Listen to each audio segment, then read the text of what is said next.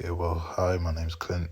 Welcome to my model-based coaching assessment 2 presentation on my long-term curriculum. So this is my first slide where I'm going to be just looking at my placement context. So for my placement, I'm working at Leeds City Basketball Foundation. It's just a local club in Leeds, basketball club in Leeds, looking to develop young players coming through for their first team, and just give give an opportunity for people within their local area to come play basketball. It's open sessions, and they're hosted within the Leeds Beckett University Sports Hall. When the arena isn't available, we usually have between 15 to 30 participants that turn up, and our sessions are an hour and a half long. Usually we have 2 blocks of sessions. In this next part, I'm going to be presenting my mental model.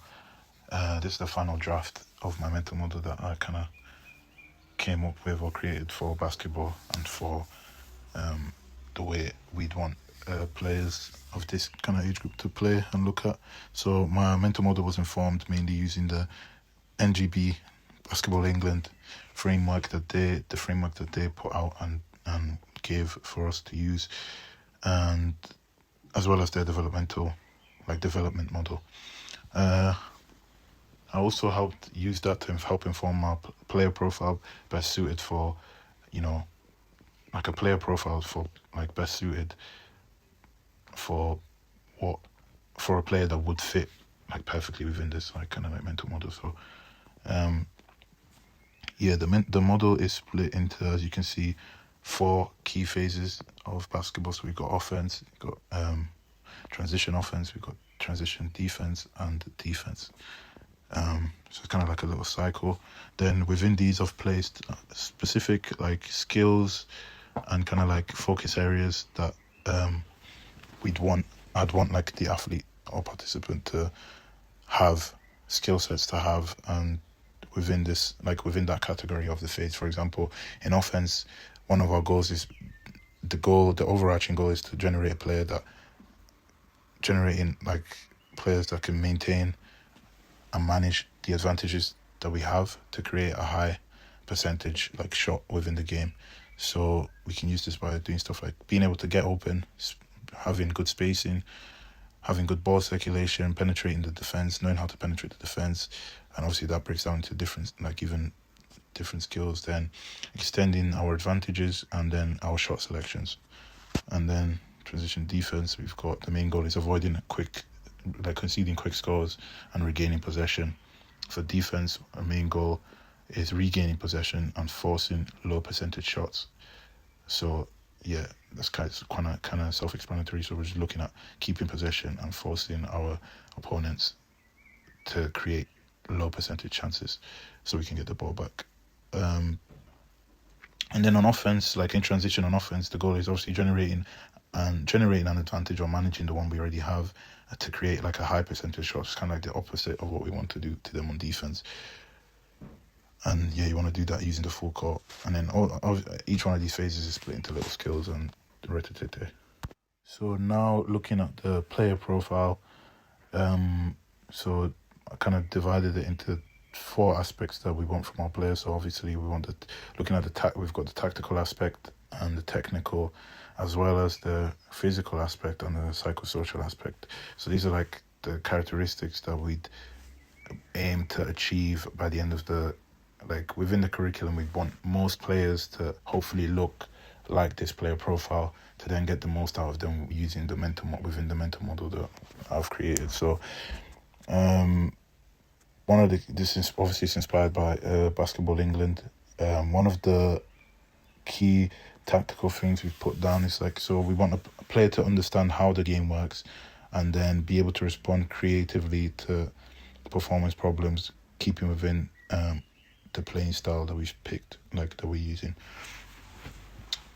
Technically, we want the player to have a wide set and well-developed range of technical skills, which is, like I said, on the offense, there's obviously individual like skills, more specific skills that we're gonna get them to learn that will help them achieve them, that be successful within them transition phases. But yeah, and then can use them effectively even in high pressure games and practices.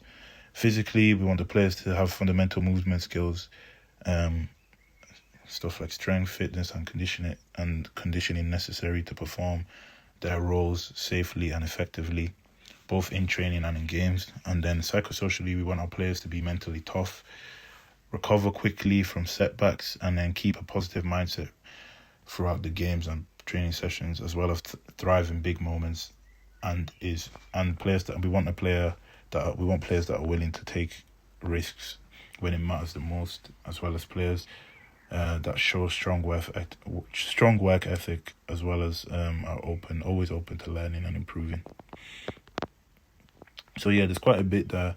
Obviously, like I said, this is all informed by some of the readings I've done based on what Sport England think are important characteristics they think are important for players in basketball and players our age. And then so that's my player profile.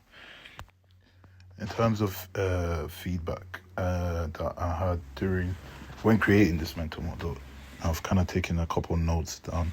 So obviously, while I was making this model, we made sure, because we were working within like groups, I made sure to ask for feedback. It was kind of like a process of like almost like took me like a month to create it. So obviously asked for feedback whenever we had peer reviews and stuff like that. So I've noted down some of the feedback that I received that helped me get to my end goal. I did have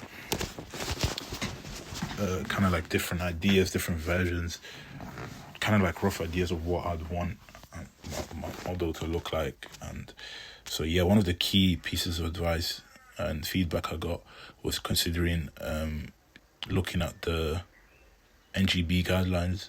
That really sped up my process in coming up with a good, kind of clear mental model for how we want the game to be played, how I'd want my participants to look like, and what specific like areas I'm going to focus on. The another key thing in creating a mental model, I think, is thinking about performance problems, which you can see one of the a piece of feedback that I did receive was considering to think about basketball's performance problems when approaching my mental model when I'm creating it. And then the player profile and the player profile thing kind of came from the feedback that I also received saying that I got feedback saying that it wasn't clear what type of player I needed, or what type of player we were kind of I would need to kind of achieve a certain type of play style. I didn't really have a play style in mind specifically, but I felt like if I look at what principles are needed and what skills are needed for people that age within basketball, you can kind of like be flexible now within what type of play style and how you want to play within the game. That's why I kind of create my player profile using again the guidelines that we were given and kind of hints that we were given from the NGB Basketball England. And obviously, due to the fact we're working in groups, a lot of the feedback that I did receive was meaningful, as I've just explained, and really did help enhance the ideas that I came up with when creating this model and the player profile. So obviously, prior to creating the curriculum, I did need to assess my participants, kind of see where they're at, know what their needs are, understand where, like, what we're working with and where we're trying to, obviously, with the mental model, knowing where we're trying to go. And I kind of use this, obviously, to help inform my curriculum goals. And this is the physical aspect. So in terms of the physical, one of the things that the results showed us was that, from the assessments, I kind of inferred that one of the main things we need to focus on is object control and locomotion. So moving with the ball, like movement, as well as the ability to combine these together. That was something that I really struggled on.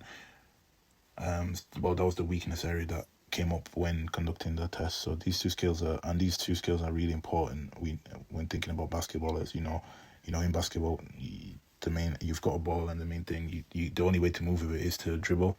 So dribble while moving. So object control and locomotion, combining them together is a really important key aspect of the sport when thinking about basketball and trying to progress within the levels, whether it's just to be decent enough to just play a game of basketball, or if you want to get to the elite level. This is a fundamental kind of like thing within the sport. So, and then according to Burton and Miller's taxonomy of movement, my participants, which are aged between 8 and 9, they're typically within the intermediate phase of physical development, which at this stage means they're beginning to combine two or more basic movement skills and use them in a more structured or rule-based game situation. So, bearing in mind, I will be working with children aged 8 to 11. Of this research, we can kind of insinuate that at this stage that they'd be able to dribble and combine these two skills effectively and stuff like that. But obviously, because from the assessments we've conducted, it's clear to see that not everyone can do it kind of like effectively, and it's kind of like a thing that we need to work on.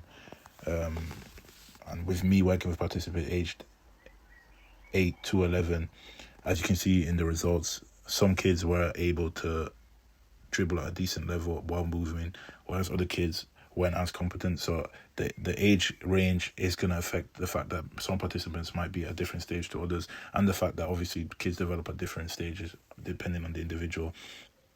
So yeah, as you can see the result, but the overall trend was that this was one of their weaknesses, like locomotion on its own. They were fine with. They were pretty fine. Most participants were fine with running and just moving without a ball. But when the ball came into play, you can see the score went a lot lower. So combining these two skills is something we're going to be focusing on during this curriculum.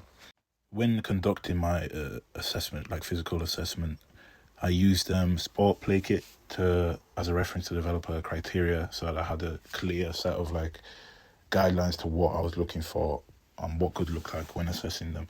And based on this scores, like I said earlier, it was clear that within the curriculum for the children to develop, I needed to give them opportunities in the curriculum to develop their ball handling and control. Additionally, I wanted them to I need to give them an opportunity to focus on integrating dribbling techniques with movement in games as well as in non-game scenarios.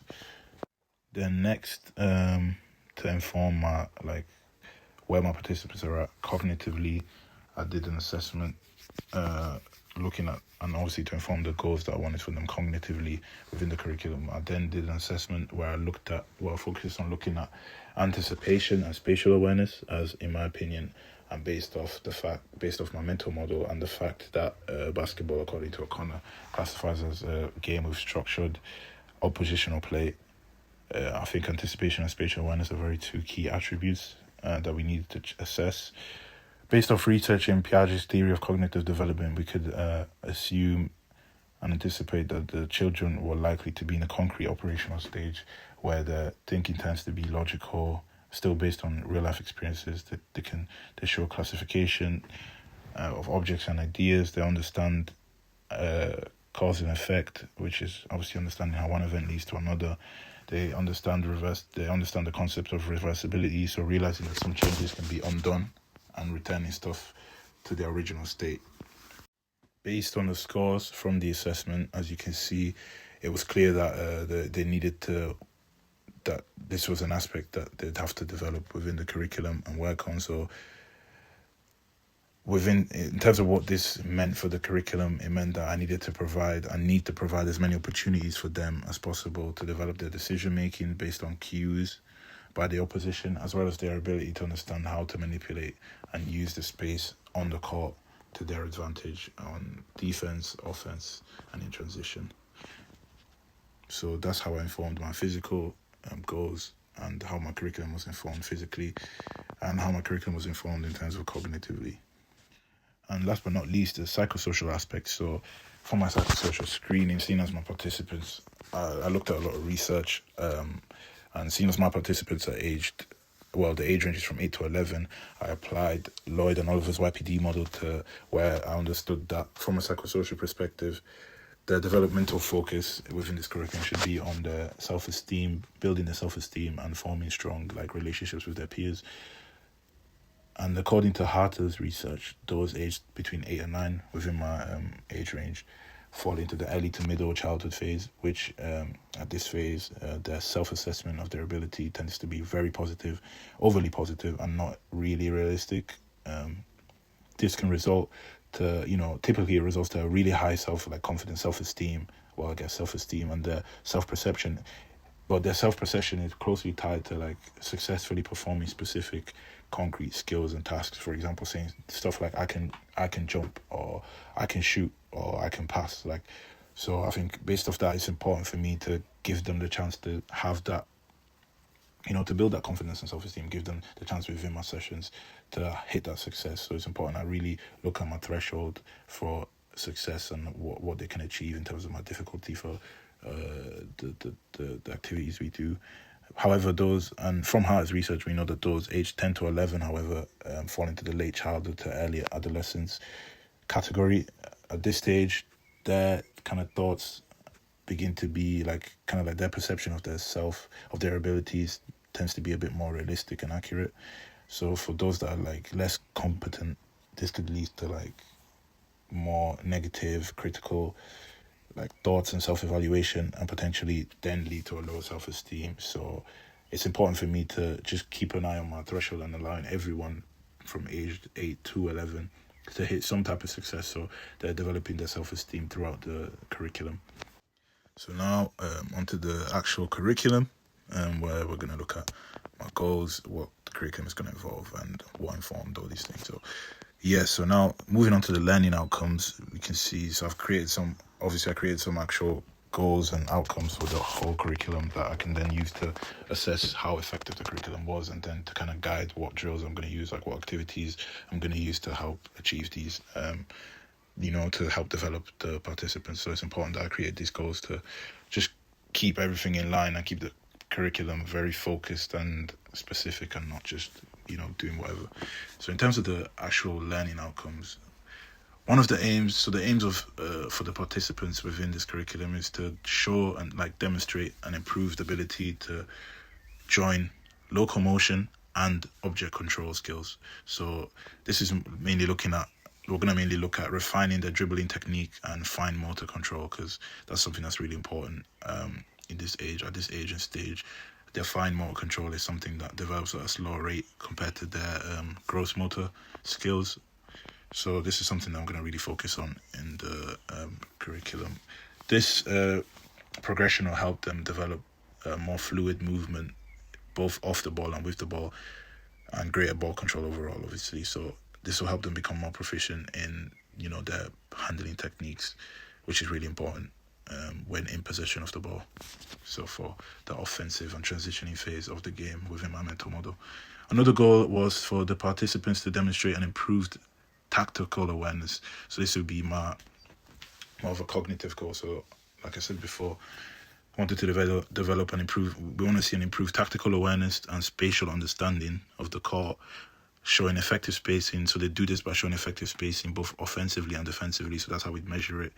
In this curriculum, I also aim to enhance their ability to make decisions. So their decision making ability improve. We want to improve that. So that's something that we're gonna look at improving. So that's an aim. So improving the decision making in response to the opposition and the cues they get from the opposition, and just create within the participants a deeper understanding of how space can influence our outcomes both on offense and on defense. So just understanding how space on the court can influence our attacking goals and defensive goals.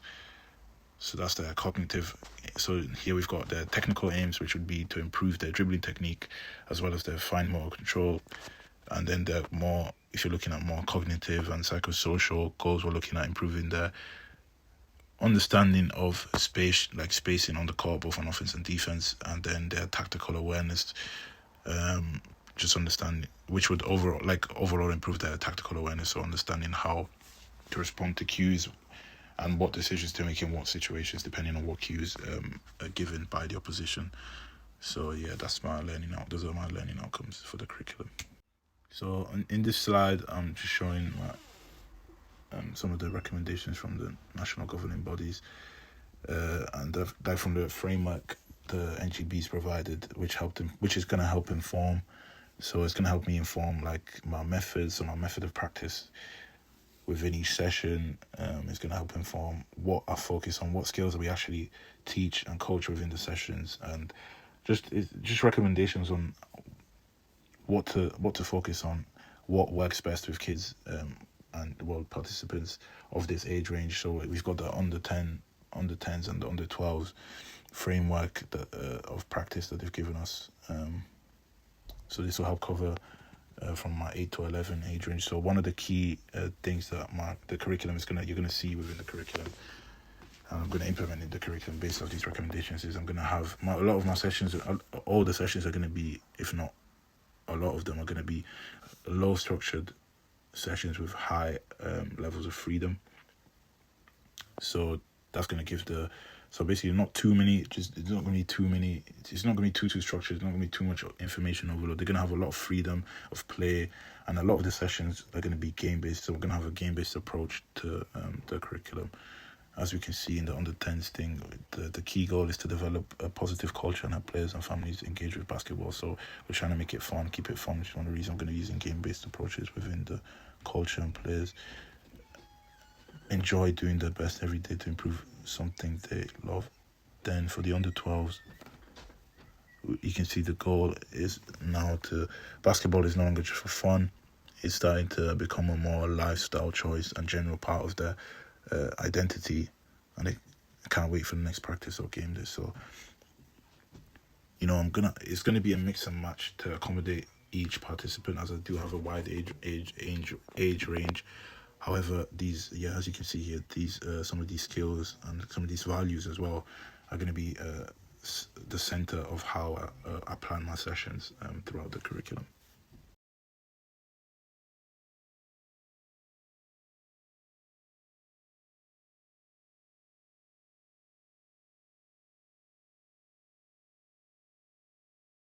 This is the actual curriculum. So this is my schedule. The curriculum is 12 weeks long. So split. In week 1, I'm gonna have to. So on the first week, it's gonna be an introduction week where I'm gonna mainly be just getting a grasp on assessing where they are. So as you saw earlier, obviously the curriculum is already on the way, but as you saw earlier, the first week we assessed them, saw where they were, and I was assessing their dribbling skills as well as their spatial awareness, where I was looking at their decision-making ability as well. The final week is going to be a review and progress check. So this week is just going to be to see where, see where they're at the end. So the first week is an assessment. The last week is assessment. The other 9 weeks are going to be 10 weeks, are going to be, actual development weeks. So just to break it down really briefly, week 2, you can see we're working on dribbling. So kind of like week 2 to week, there'll be elements within each session focusing on, the different goals. However, some weeks would be more heavily based on a specific aspect of the curriculum. So from week 2 to week 5 is going to be a lot about just refining the locomotion and dribbling skills and just combining the two.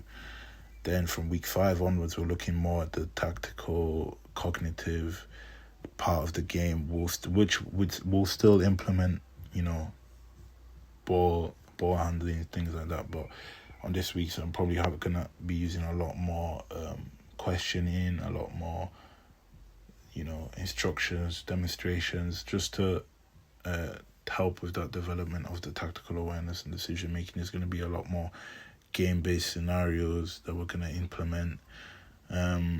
From week 7 to week 9, this is where we're going to introduce more,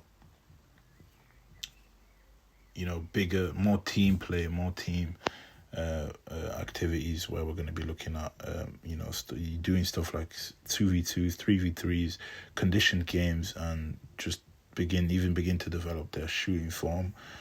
just to help implement and make the game now implementing all the skills we've learned, all the tactical things we've learned about the game into a more team scenario to now make it more realistic and applicable in a game situation,